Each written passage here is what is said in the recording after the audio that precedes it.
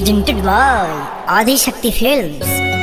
बिना देखे तेरी तस्वीर बना सकता हूँ, बिना मिले तेरा हाल बता सकता हूँ। अरे मेरी मोहब्बत में इतनी ताकत है कि तेरे आँख के आंसू अपनी आँख से निकाल सकता हूँ।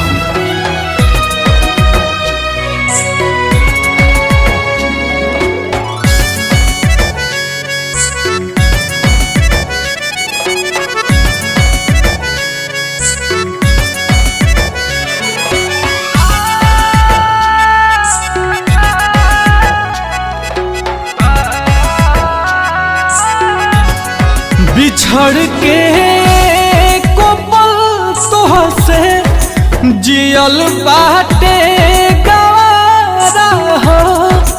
कह कैसे उमर भरला सनम करब गुजारा हो। रोता दिल बेचारा होई प्यार ना दोबारा होई प्यार ना दोबारा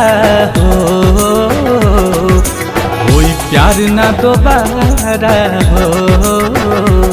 होई प्यार ना दोबारा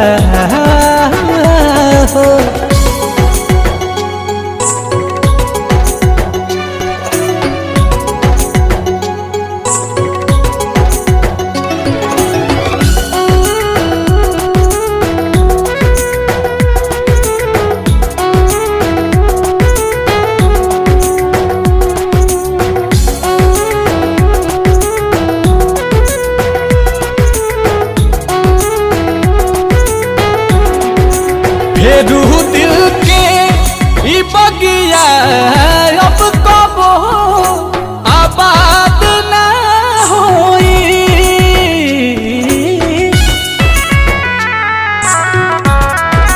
सिवा तोहरा रहे ना प्यार कबो तहरा बात ना होई।